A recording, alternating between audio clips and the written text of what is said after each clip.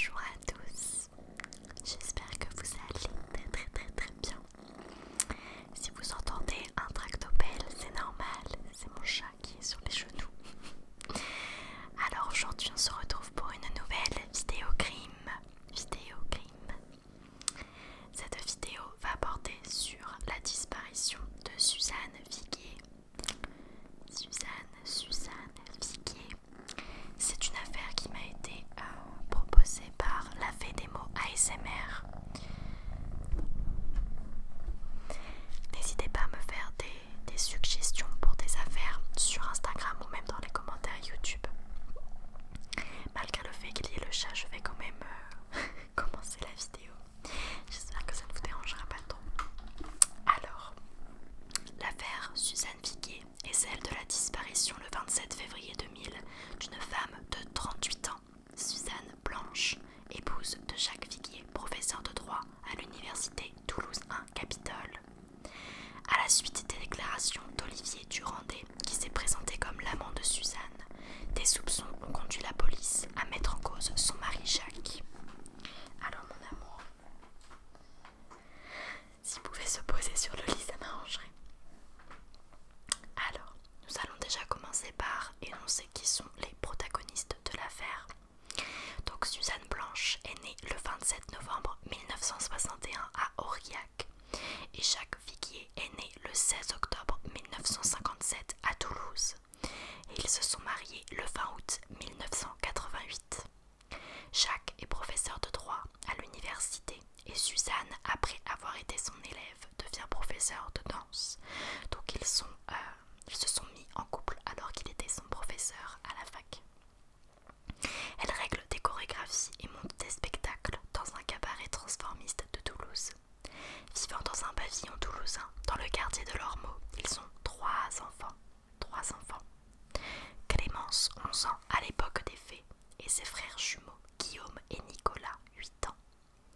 Le couple fait chambre à part depuis 1995, lorsque Suzanne découvre que son mari commet de nombreuses infidélités avec ses étudiantes.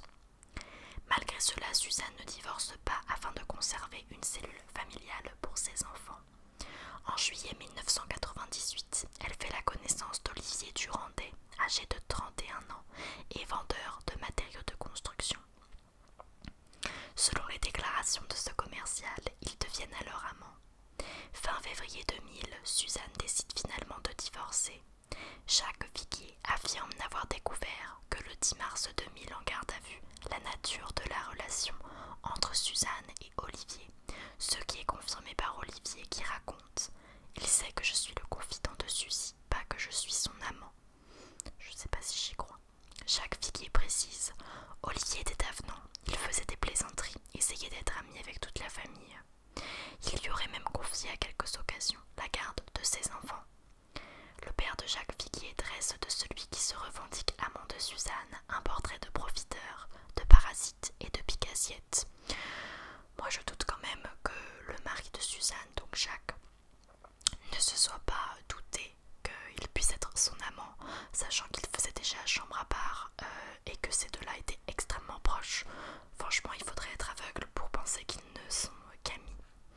Mais bref, on va tout de suite entrer dans le vif du sujet avec la disparition de Suzanne. Alors je vous ai juste surélevé un petit peu pour que vous puissiez m'entendre mieux. Donc Olivier déclare avoir vu Suzanne pour la dernière fois le dimanche 27 février 2000 à 4h30 du matin en la raccompagnant chez elle après un concours de tarot à Montauban. Dans la maison des Viguier dorment ses trois enfants et son mari Jacques, qui dira lors des auditions l'avoir entendu rentrer dans un demi-sommeil avant de se rendormir. Jacques se réveille à 8h30 et prend le petit déjeuner avec ses enfants. Avant 10h ce jour-là, il aurait vu son épouse étendue sur le clic-clac de la chambre d'amis, sans cependant avoir vérifié si c'était elle ou leur fille. À 10h, le père de Jacques vient chercher les trois enfants, puisque la famille Viguier devait déjeuner chez les grands-parents. À 10h45, Jacques appelle ses parents pour annoncer un éventuel retard. Il s'agit d'un point particulièrement important, puisque ce repère chronologique va compter dans cette affaire et être au cœur des débats. Jacques les rejoint finalement après un jogging et avoir trié des papiers, et il reste avec eux toute la Suzanne est calée pour sonner. Olivier affirme que c'est l'heure à laquelle Suzanne devait l'appeler. C'est pourquoi elle aurait mis un réveil. Parce qu'en effet, je trouvais ça assez étrange de mettre un réveil à 13h45. Même si c'est un dimanche, ça fait quand même un peu tard pour une mère de famille. Le dimanche soir, Jacques rentre chez lui avec ses enfants et déclarera avoir trouvé la porte fermée à clé. Ce n'est qu'à ce moment-là qu'il dit avoir constaté l'absence de sa femme, mais ne s'en inquiète pas puisqu'elle avait visiblement l'habitude de découcher.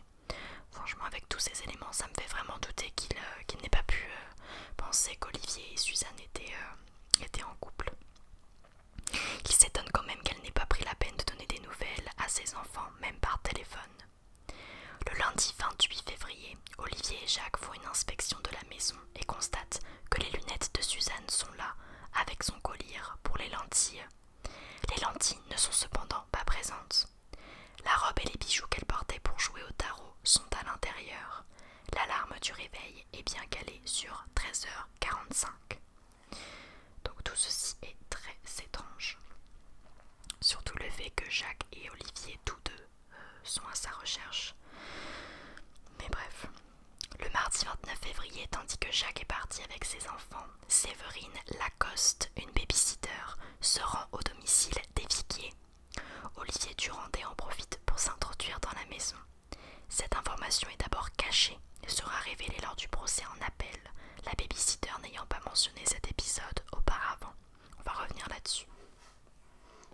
Le mercredi 1er mars 2000, Jacques signale enfin la disparition de sa femme au commissariat de l'Ormeau de Toulouse, 1 heure avant qu'Olivier Durandé ne vienne faire la même chose. Donc il a quand même fallu plusieurs jours pour que les deux se disent qu'il y avait peut-être un problème. C'est quand même très bizarre. Jacques insiste auprès des policiers sur le tempérament fragile et la dépression de sa femme, tandis qu'Olivier est convaincu que c'est Jacques qui l'a tué. Le 8 mars 2000, Jacques dépose plainte contre X au commissariat central de Toulouse pour enlèvement et séquestration. À 14h30, Jacques rentre chez lui. Il aurait dû partir au Vietnam pour des raisons professionnelles, mais à la place, il se retrouve seul. Il lave les draps et va jeter le matelas de type clic-clac, donc celui de tout à l'heure, sur lequel son épouse dormait habituellement, donc il le jette à la décharge du quartier. Plus tard, il aura plusieurs versions sur sa motivation à jeter le matelas, ce qui est quand même très étrange. Lorsque la police ira chercher l'objet à la déchetterie, il reconnaîtra un matelas qui ne sera pas le bon. Le matelas concerné aurait brûlé dans un incendie. Donc ça fait beaucoup d'informations contradictoires. D'abord, il jette le matelas dans la décharge, ensuite il dit ah oui, ça c'est le matelas que j'ai jeté, mais en fait c'est pas le bon, et il dit ah non, en fait celui-là il a brûlé dans un incendie, donc en fait il l'avait pas jeté. C'est très bizarre. Le 10 mars 2000, Jacques Viguier est convoqué au SRPJ de Toulouse car les enquêteurs le soupçonnent. Les policiers veulent se rendre au domicile de monsieur Viguier et ce dernier accepte. La police scientifique est là pour faire les premières constatations. Des traces de sang de quelques millimètres sont relevées au rez-de-chaussée, dans les escaliers et dans la salle de bain. Dans la chambre qu'occupait Suzanne, les policiers constatent l'absence du matelas, clic-clac, sur lequel elle dormait. Jacques Viguier est à ce moment-là très agité. Il dit s'en être débarrassé pour lui faire une surprise à son retour, parce que Suzy le trouvait inconfortable. Sauf que devant l'étonnement des enquêteurs, il perd pied, comme le racontera ensuite le commissaire Sabi lors de sa déposition aux assises. Il est sorti de la maison, complètement retourné, livide. Je n'avais jamais vu personne partir comme ça en courant. Donc encore une fois, cette histoire de matelas est très suspicieuse. Le commissaire appelle alors la juste instruction et demande le placement de Jacques en garde à vue. Ainsi commence une vraie perquisition. Le sac à main de Suzanne est retrouvé dans un placard, alors que son mari avait indiqué qu'elle était partie avec. Ce sac contient le trousseau de clés de Suzanne, mais pas son portefeuille qui reste introuvable. Des documents personnels, dont les formalités pour engager un divorce, sont trouvés dans le véhicule de Suzanne sous la roue de secours. Encore une fois, c'est hyper bizarre par rapport à son mari. Il dit qu'elle est partie avec son sac. En fait, on le retrouve et ensuite on retrouve des papiers comme quoi elle voulait engager un divorce. Et il continue à prétendre qu'il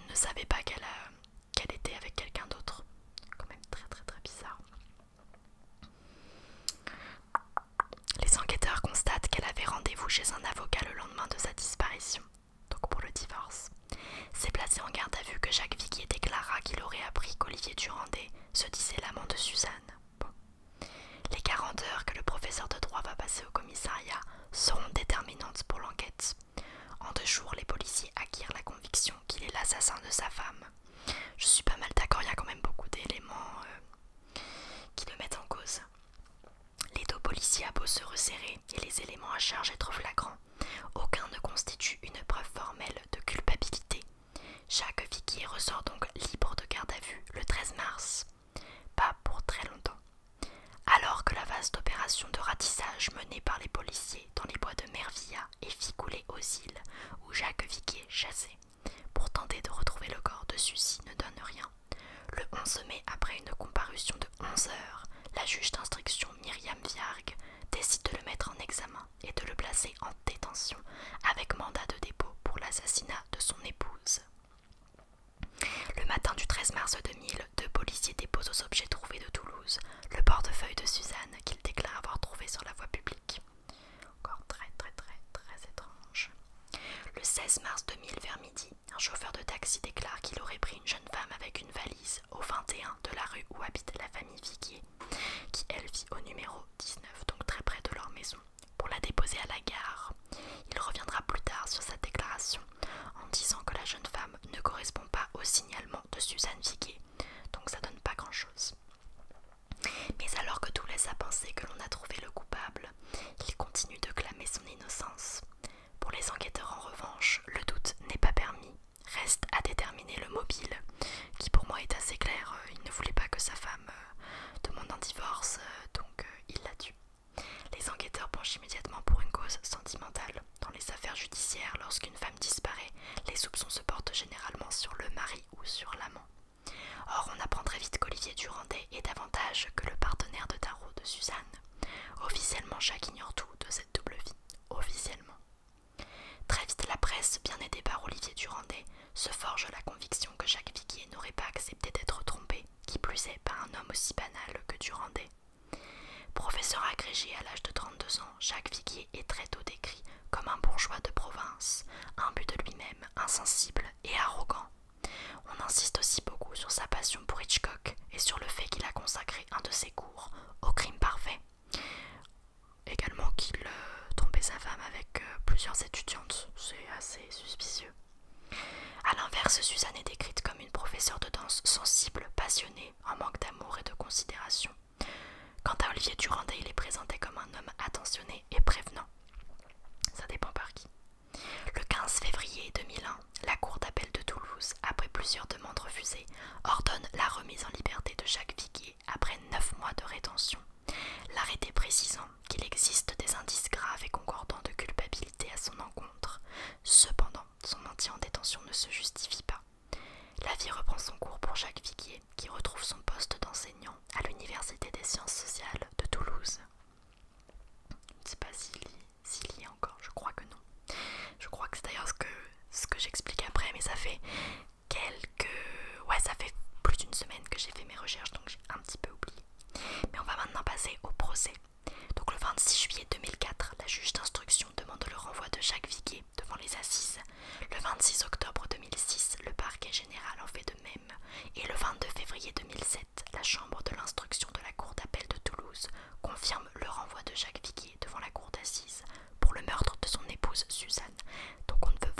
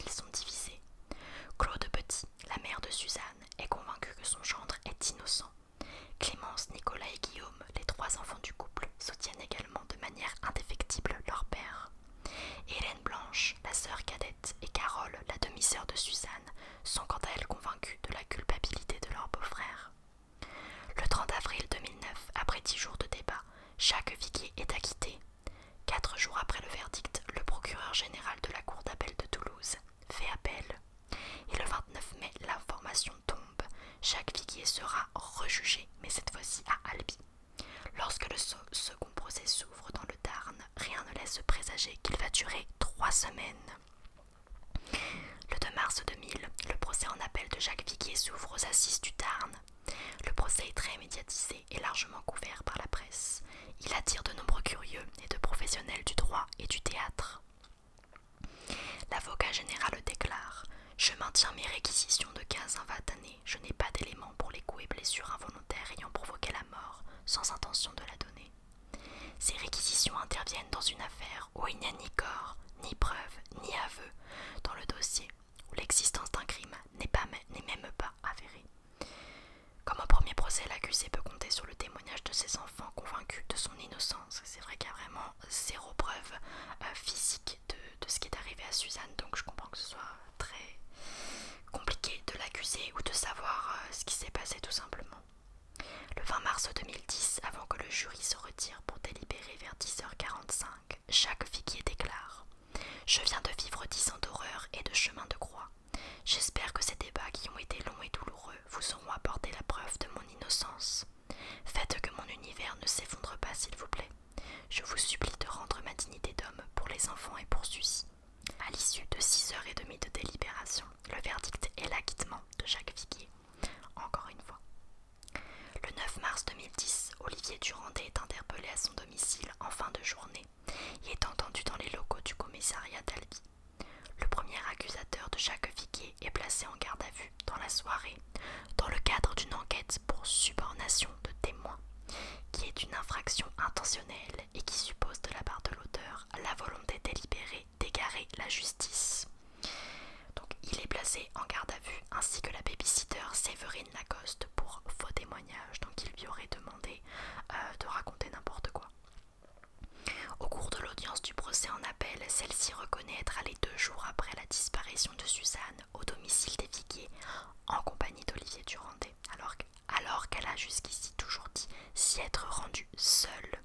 Elle précise que ce faux témoignage lui a été demandé par Olivier Durandé. Pourquoi? Très bizarre. Le 25 mars 2010, le procureur de la République d'Albi choisit d'infliger un rappel à la loi à Olivier Durandé, déclarant que ce rappel à la loi n'est ni une condamnation ni un classement sans suite, mais une mesure alternative aux poursuites qui me paraît la plus adaptée. Quant au faux témoignage attribué à Madame Lacoste, le procureur a considéré que, dans la mesure où le témoin s'est rétracté à l'audience, l'infraction n'est pas constituée et les poursuites n'existent plus lorsque la personne reconnaît sa faute. Donc en somme, ils s'en sortent avec pas grand-chose. Finalement, Suzanne Viguier a-t-elle été assassinée? Mais par qui? Et pour quel mobile? S'est-elle suicidée? Dans ce cas, pourquoi n'a-t-on jamais retrouvé son corps? A-t-elle décidé, quand même à l'imaginer sa mère, de couper les ponts afin de refaire sa vie loin de Toulouse? À moins d'un fait nouveau de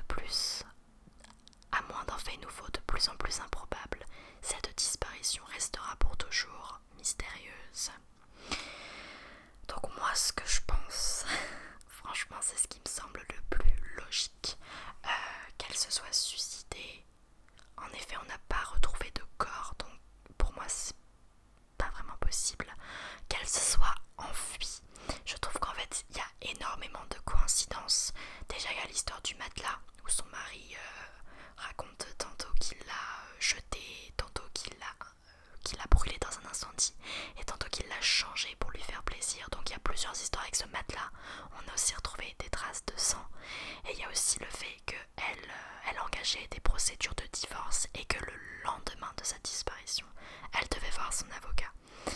Donc en effet, on dirait, enfin tout laisse à penser que Jacques Viguier a quelque chose à voir là-dedans. Mais maintenant, il n'y a pas de preuves, et c'est pour ça qu'il n'arrête pas d'être acquitté, et que, à mon avis, comme le dit cette petite conclusion, on ne saura probablement jamais ce qui est arrivé à Suzanne Viguier, et c'est très très triste, surtout pour ses enfants et pour ses proches.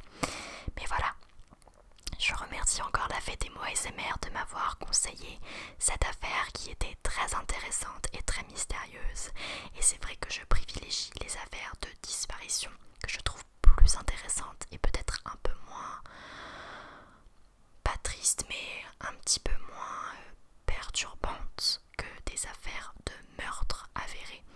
Donc j'espère que cette nouvelle vidéo crime vous aura plu. N'hésitez encore une fois pas